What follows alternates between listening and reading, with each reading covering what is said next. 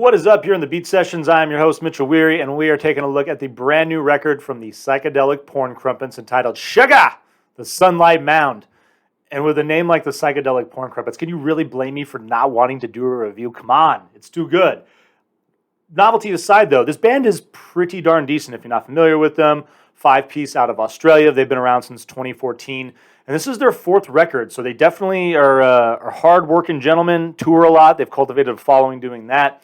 And as is typical of the last year, these guys found themselves with some downtime and put out a record that is, there's definitely a feel on previous records of the heaviness of this one, but this thing hits you at 100 miles an hour. It is intense. You might need a nap afterwards. It's 14 tracks, clocking in at 41 minutes just about. 3 of those tracks are interludes or preludes that kind of tone down the tempo and give you a break, which is actually a nice touch in the record. Once you've listened to it, you'll get what I'm talking about. But, this band, obviously, as their name suggests, psychedelic, porn Crumpets. The psychedelic part, you can definitely feel an influence from bands like King Crimson, Captain Beefheart.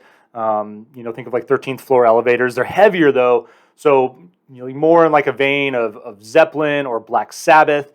Because they're Australian, there's comparisons to Tame Impala, and they're certainly way heavier than Tame Impala, and they're different too. They have a pop sensibility maybe that Tame Impala has on display, but for the most part, they rock pretty hard. I would almost liken them to maybe like a combination of Queens of the Stone Age and Jane's Addiction, maybe a little. Their lead singer Jack McEwen definitely sounds like Perry Farrell from Jane's Addiction. And I would even throw out another Australian band there, The Living End. If you're not familiar with them, man, they are an amazing punk 3-piece that's been around for, probably like at least 25 years, I think, probably even 30. Scott Owen is their bass player, though. Man, that guy, he plays a double bass. If you've never watched him, he's absolutely incredible. You got to check that out. But these guys, they roll. This album just is super groovy from start to finish. Tally Ho is definitely one of the lead tracks that I dig.